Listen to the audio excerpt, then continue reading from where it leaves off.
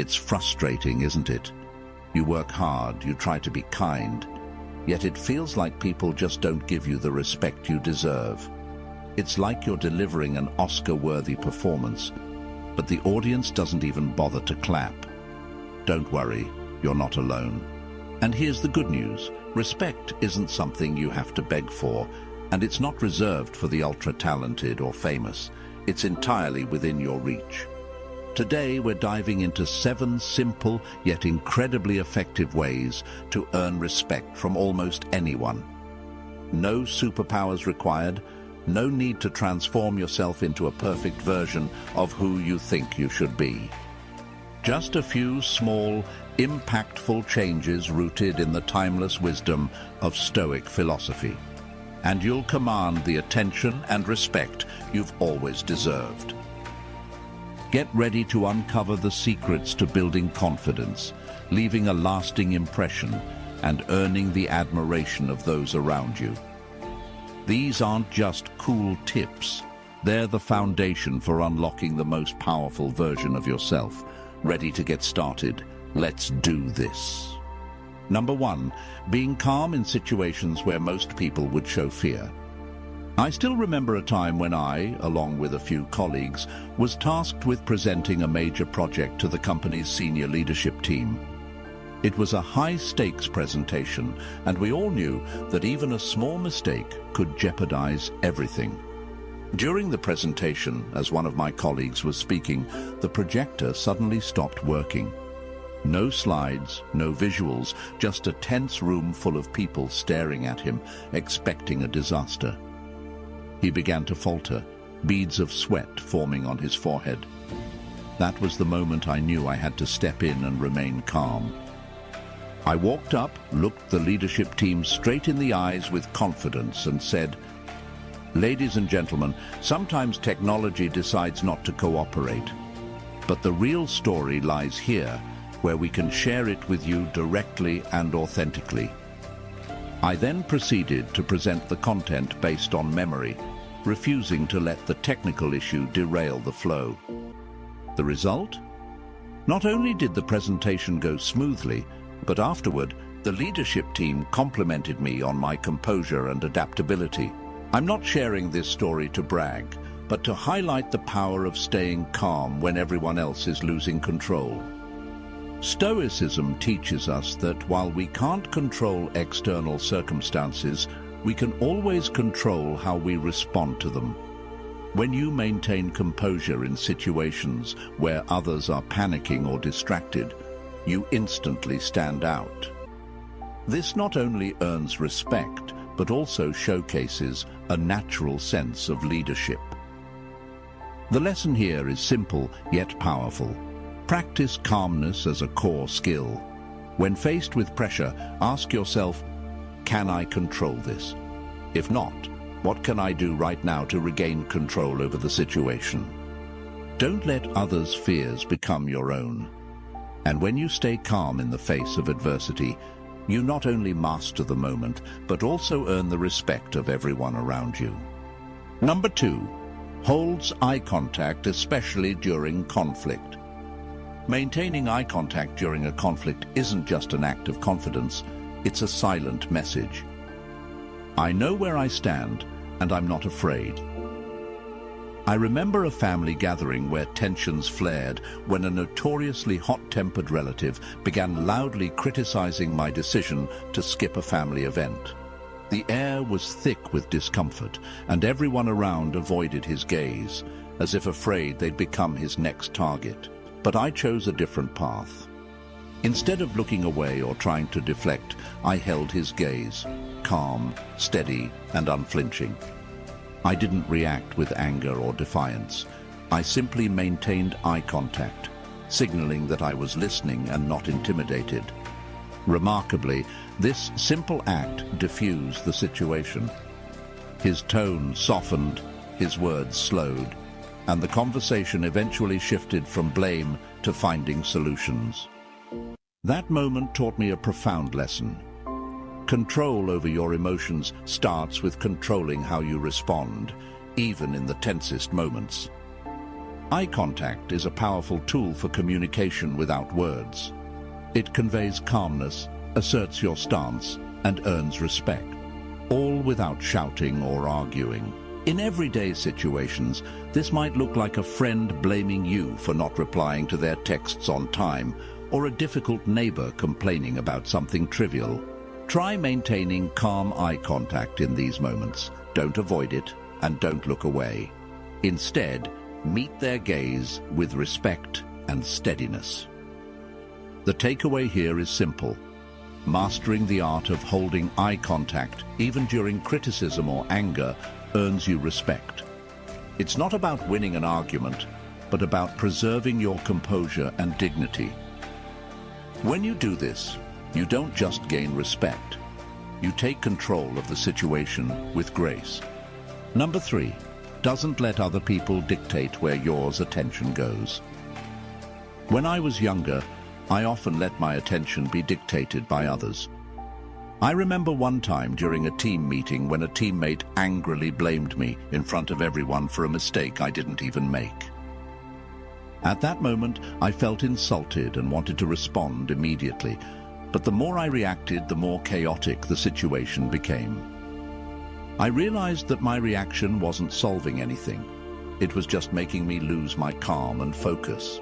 Since then, I've worked on mastering the ability to control my attention.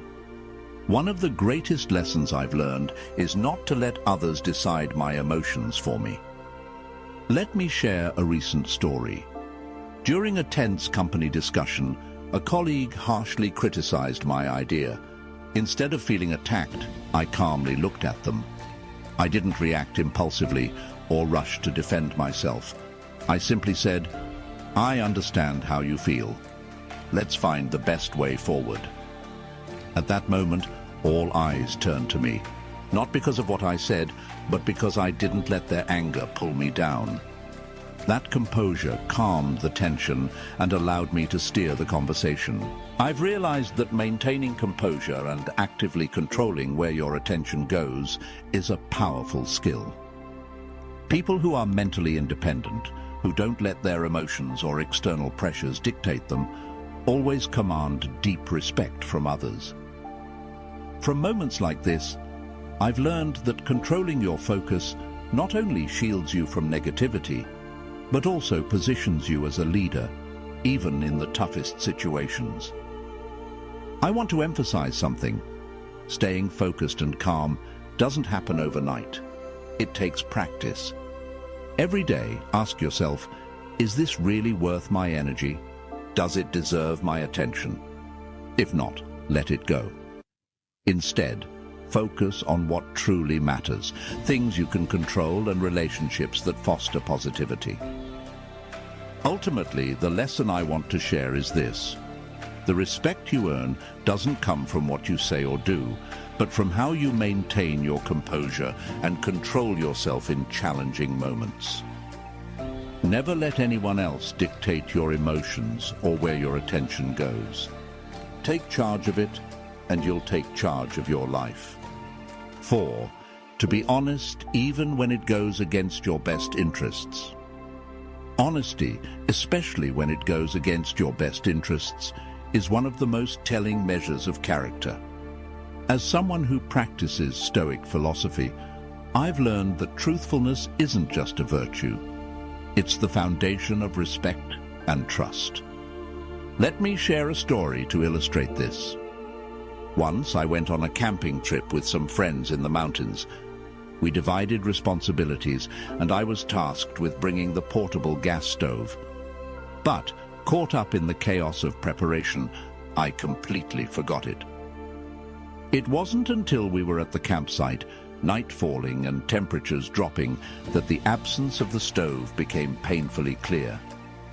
As people started asking who was responsible for bringing it, I had a choice. I could have easily deflected blame, come up with an excuse, or lied that I might have misplaced it somewhere. But instead, I took a deep breath, faced their curious and slightly annoyed looks, and admitted, it was my fault. I forgot the stove. I'm really sorry about this.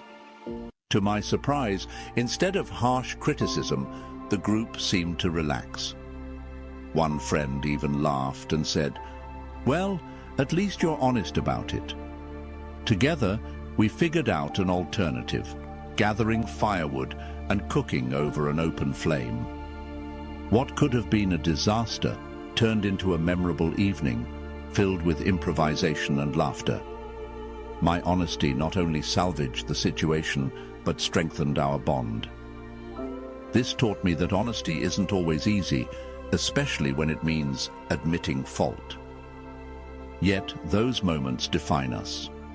When you choose to be honest, you're not just upholding your own values, you're inspiring others to do the same. Honesty is more than just speaking the truth. It's having the courage to face the consequences of that truth. So, the next time you find yourself in a tough spot, remember that honesty isn't about pleasing others. It's about staying true to yourself and earning genuine respect. Lies might offer a temporary escape, but honesty builds enduring relationships. Being truthful, even when it's inconvenient, demonstrates courage and integrity, two qualities that earn you respect, no matter the circumstance. 5. Stop explaining yourself for every little thing. There's one exhausting and all too common habit we've all fallen into: over-explaining. You know what I mean, right? You decline an invitation to dinner, and suddenly you're writing an essay to justify your decision.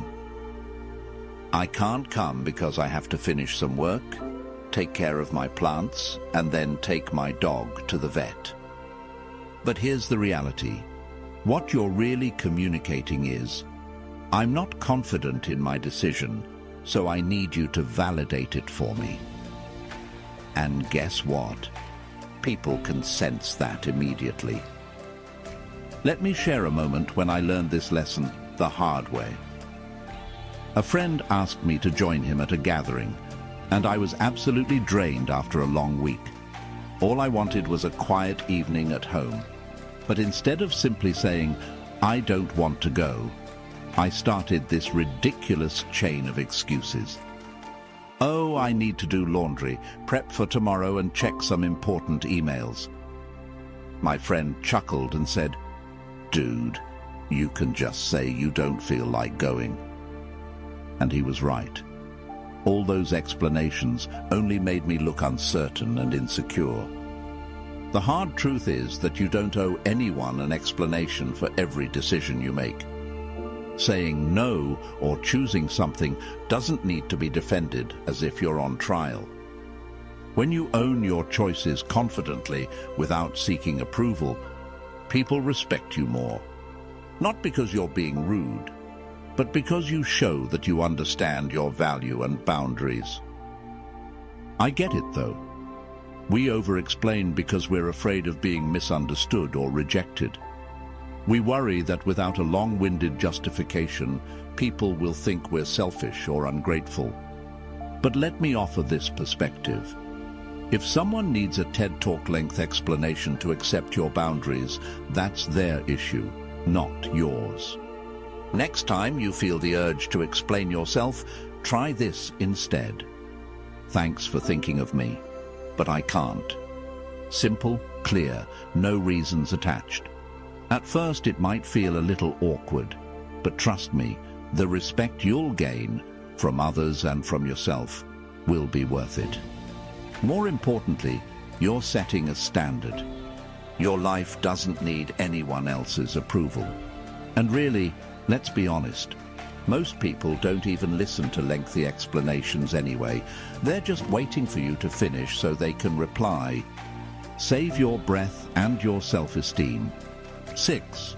Stop complaining about things you can fix. Let me tell you a story. A friend of mine, let's call him Jake, was always complaining about how he never had enough time. "I'm too busy to work out, too busy to learn new skills, even too busy to hang out with friends," he'd say, his voice dripping with frustration, as if life had dealt him an unfair hand.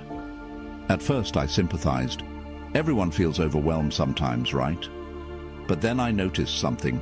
Jake spent hours every evening binge-watching TV shows and playing video games, slept in until noon on weekends, and constantly procrastinated on anything remotely important.